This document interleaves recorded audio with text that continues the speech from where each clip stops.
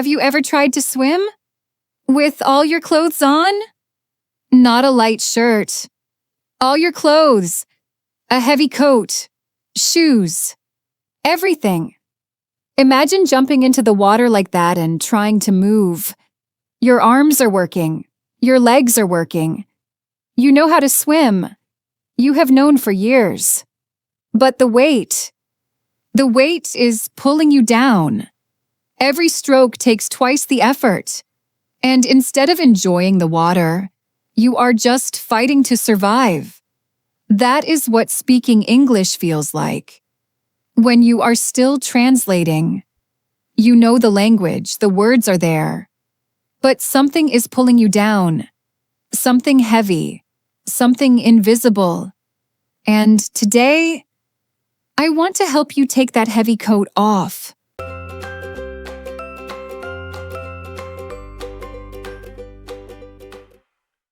Welcome to English Unlocked. I am Emma, and this is the Think in English method. Not a course, not a formula, not a list of steps to memorize, just a way of moving through English that feels lighter, natural, like swimming without the weight. Stay with me, because this conversation might change something for you. Before we go deeper, I want to ask you something. Right now, in this moment, does English feel heavy for you? Write one word in the comments below. Just one. Heavy. Tired. Stuck. Whatever comes first. I read every single one. Let me ask you something that might feel uncomfortable. When you speak English, are you speaking or are you translating? Most learners I work with think they are speaking. But when we look closely, really closely, what they are actually doing is constructing. They think of the idea in their language. They find the English words. They check the grammar. They check it again. And then, only then, they open their mouth. That is not speaking. That is building a sentence and then reading it out loud. And here is the thing about building and reading. It takes time. It takes attention. And it takes energy that should be going somewhere else, into listening, into connecting, into actually being present in the conversation. There is a concept in psychology called cognitive load. It simply means how much your brain is carrying at one moment. And when you translate, your brain is carrying everything. 2 languages, a grammar rule book, a fear of making mistakes, the pressure of the other person waiting, all at the same time. No wonder you feel exhausted. No wonder you sometimes go quiet. No wonder the words disappear exactly when you need them most. You are not bad at English. You are just swimming with too many clothes on. Now, I want to be very careful here, because I know what some of you are thinking. You are thinking, Emma, I have studied English for years. I know the vocabulary. I know the grammar. Why does speaking still feel so hard? And the answer is one of those things that sounds simple but changes everything when you really hear it. Knowing English and thinking in English are not the same thing. Knowing English is like having a map. You can read it. You can understand where everything is. You can even explain the map to someone else. But thinking in English, that is like actually walking the streets. No map, no translation, just moving. And the beautiful and sometimes frustrating thing is that you cannot get from the map to the streets just by studying the map harder. You have to walk. You have to make wrong turns. You have to get a little lost. This is what the Think in English method is really about. Not studying more, walking more. And I know that sounds scary, because when you walk without the map, Without the translation, without the checking, without the safety net of your own language, you feel exposed, vulnerable, like you might say something wrong and everyone will notice. I understand that fear. I have felt it myself. But here is what I have learned. After years of working with language learners from every corner of the world, the moment you feel that fear, and you speak anyway, something shifts. Not immediately, not perfectly, but something starts to move. I want to tell you about Sofia. Sofia is from Sao Paulo. She is a marketing manager. Brilliant, warm, funny in Portuguese. She messaged me 8 months ago and said something that I think about often.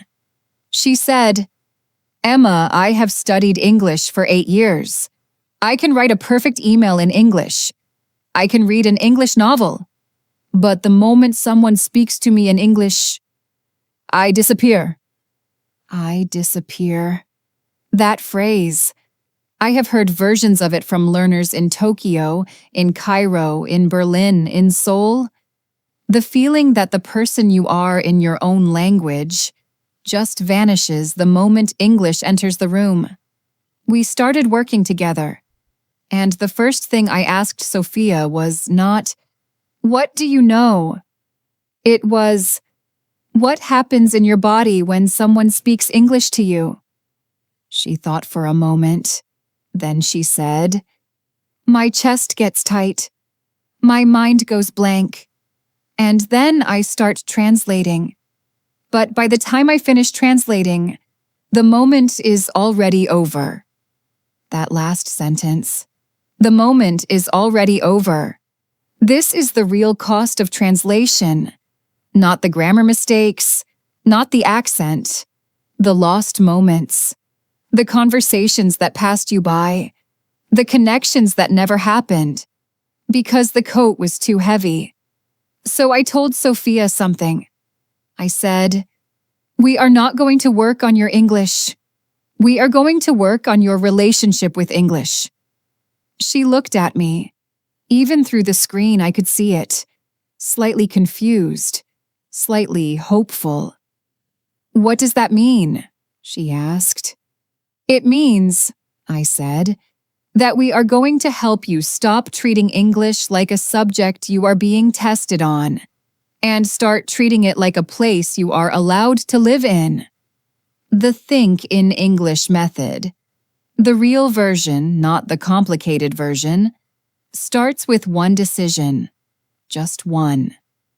You decide that your first thought will be in English, not your best thought, not your most correct thought. Your first thought. When you wake up and you see the morning light coming through the window. The light is soft today. When you are making coffee and you hear the sound of the water is almost ready. When you look out of a window at the street, 2 people are walking. They look cold. Not perfect sentences, not impressive vocabulary. First thoughts, direct thoughts, English thoughts. Sofia started doing this. She called it her English morning. 3 minutes every morning before she looked at her phone. Just noticing things in English. What she could see, what she could hear, how she felt. After 2 weeks, she sent me a voice message, and she said something I will never forget. She said, "Emma, something strange happened today. I was in a meeting with our London office, and my manager asked me a question, and I answered. And while I was answering, I realized I had not translated a single word." She paused on the message. "I just spoke. For the first time in 8 years of studying English, I just spoke." She was crying a little. I was crying a little. And I want to be honest, moments like that are why I do this work.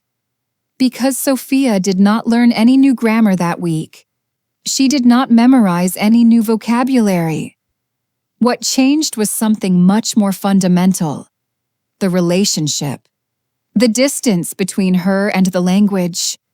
The weight had started to come off. I want to pause here for a second. If Sofia's story sounds familiar, if you have ever felt like you disappear in English, right below, you are not alone. And that feeling is exactly where the change begins. Now I want to give you the method. The real practical version you can start today. It is not complicated. It never is when it works. Think of it in 3 layers. The first layer is observation. You look at the world around you and you describe it in English, directly, without going through your own language first. Simple things. Things you can see, things you can hear. 3 sentences in the morning. That is all. You are not writing an essay. You are not preparing a speech. You are just noticing in English. The second layer is narration. During your day, while you are walking somewhere, while you are waiting, while you are doing something with your hands, you narrate quietly, in your head or in a whisper. I am waiting for the elevator. The doors are taking a long time. I am a little impatient. Small moments. Daily life. In English. The third layer, and this is the one where everything changes, is permission. You give yourself permission to be imperfect in English. You give yourself permission to use simple words when complex ones do not come. You give yourself permission to pause and think and continue. Not to perform fluency, to practice it. These 3 layers together are the think in English method, not a formula, a relationship, a daily choice to meet the language where you are instead of waiting until you are perfect. Sofia does all 3 now. She told me last week that she presented an entire marketing strategy, in English, to a room full of international colleagues, and she did not freeze, not once. I still make mistakes, she said, but the mistakes don't stop me anymore. They're just part of swimming. I want to end today with a question. Not a question about English. A question about you. Think back to the very first time you felt something in English. Not understood. Felt. Maybe it was a song. Maybe it was a film. Maybe it was just a word that landed somewhere in your chest and stayed there. That moment, that feeling, was not translation. That was direct contact. Between you and the language. Between you and something real. You have already experienced natural English.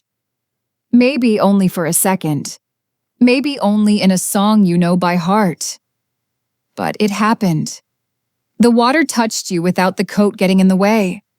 Which means the coat is not permanent. Which means you already know how to swim. You are not building something from scratch. You are not a beginner in some fundamental way that cannot be changed. You are someone who has been carrying extra weight in the water and who is right now starting to understand that you can take it off. That is the think in English method. Not a trick, not a shortcut, a relationship with a language that has been waiting for you to show up. Without the coat. I am Emma, and I will see you in the next lesson.